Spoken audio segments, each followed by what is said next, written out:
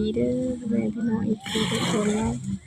วันนี้ก็มาพบมาพอกับช่องการมีชาแนลอีกแล้วนะพ่อแม่พี่น้อง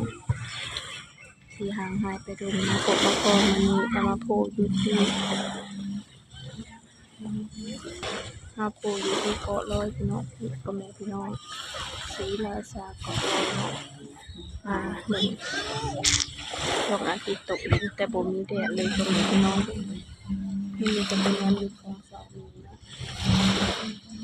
เลยมานั่งเบิ่งวิวงามๆเดินกะไปสู่งานต่อพ่อแม่พี่น้องผู้ใดเห็นกะทักทายนี่เด้อพ่อแม่พี่น้องสามีมาเฮ็ดงานอยู่ประเทศเนาะสามีมาเฮ็ดงานอยู่ร้านเนตเตอรี่สีฟ้ามาเฮ็ดขนมพ่อแม่พี่น้องผู้ใดเห็นผู้ใดจำสามีได้กะทักทายนี่เด้อพ่อแม่พี่น้องบรรยากาศก็ดีขนาดเนาะอากาศดีขนาดพ่อแม่พี่น้องมีเมฆมานี่คือฝนกี่ตกตอนนี้ก็เวลา6 โมงก่อนเนาะเพิ่นเริ่มเปิดไฟกันแล้วไปบนสะพานเลยยังไว้บ่ได้โอ้สวยงามดีพ่อแม่พี่น้องบ้านเมืองเพิ่นกับบ้านเมืองเอาบ่คือกันเลยแตกต่างกันหลายผู้ใดเห็นผู้ใดจื้อสามีก็ทักทายสามีเด้อพ่อแม่พี่น้องสามีอยู่ศรีราชาเนาะมาเฮ็ดงานที่ห่างหายไปโดนมื้อนี้ก็มาโผล่อยู่เกาะลอยพ่อแม่พี่น้องถ้ามันชัดหรืออย่างใดก็ขอโทษขออภัยนำพ่อแม่พี่น้องหลายๆเด้อพ่อแม่พี่น้องเดี๋ยววันนี้สามีก็คือพยายามเอาคลิปลงให้พ่อแม่พี่น้องติดตามรับชมตลอดเนาะพ่อแม่พี่น้องนี่บรรยากาศดีขนาด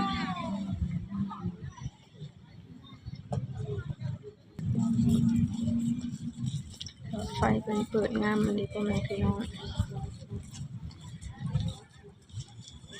เล่นออกกำลังกายกันนะ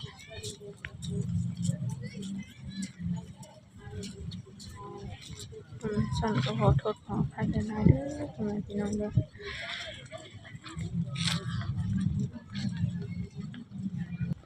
เดี๋ยวสามีจิพาพ่อแม่พี่น้องอย่างเลาะหลังคนหนึ่งเนาะเพราะว่าสามีก็บ่เคยมาจากเทื่อ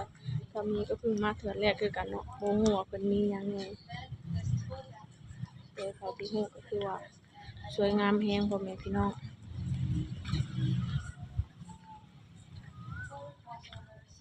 คนหลายพี่น้องมีทั้งคนไทยและคนต่างประเทศเนาะจากที่สามีพักกับ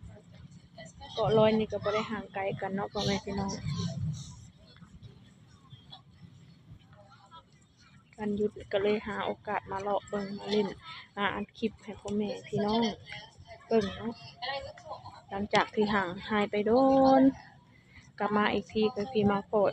ล่อยู่เกาะลอยพี่น้องพ่อแม่พี่น้องอย่าตกใจเด้อพ่อแม่พี่น้อง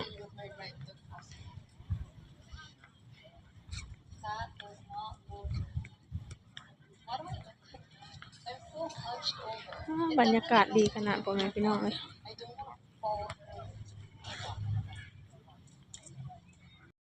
เดี๋ยวสามีที่พาพ่อแม่พี่น้องอย่างเลาะอย่างส้มน้องพ่อแม่พี่น้องสวยงามมากพ่อแม่พี่น้องสามีก็มาครั้งแรกเนาะผู้ใดเห็นก็ทักทายสามีนี่เด้อพ่อแม่พี่น้องอยู่ดีขนาดแบบเห็นแล้วเจริญหูเจริญตาพี่น้องพ่อแม่พี่น้อง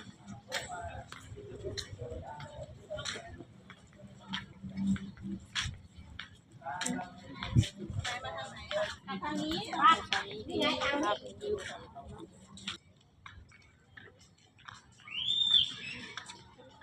คนไทยขนาดพี่น้องอันนี้คือเที่ยวยามมื้อแลงเป็นมาออกกำลังกายกันอยู่ข้างหลังก็งามขนาดพี่น้องเดี๋ยวสาวนึงที่เนี่ยพ่อแม่พี่น้องเบิ่งวิวข้างหลังเอากันหน่อยสาวนี้เบิ่งหน้าสาวนี้ไปก่อนเด้อพ่อแม่พี่น้องเลยมันสั่นก็ขอโทษขออภัยเด้อพ่อแม่พี่น้องเด้อ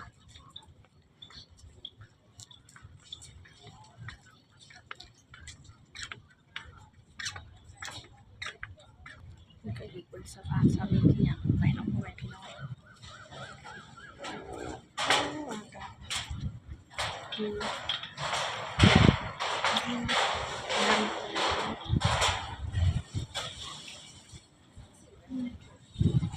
ดูว่าร้อน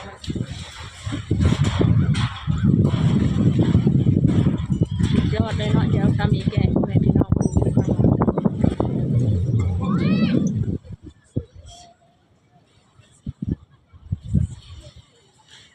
พ่อแม่พี่น้อง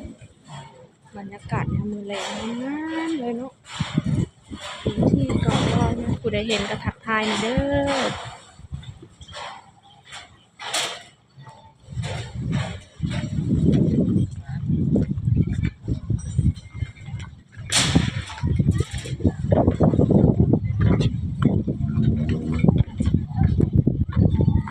ได้ครับผม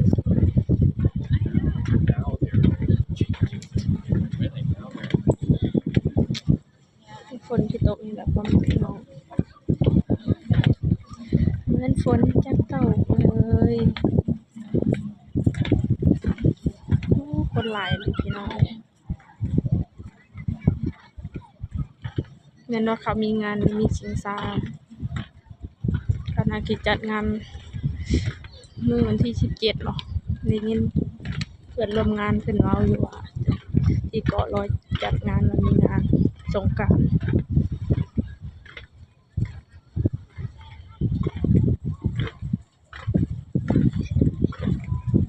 นี่ก็เวลาค่ำแล้วเนาะพ่อแม่พี่น้อง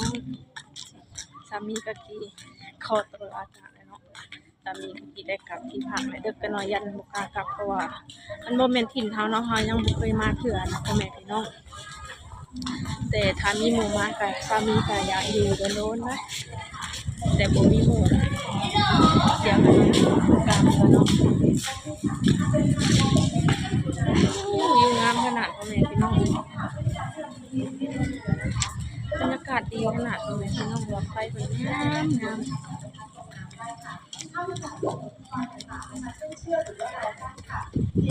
นี่ขับในน้ำเนาะพ่อแม่พี่น้อง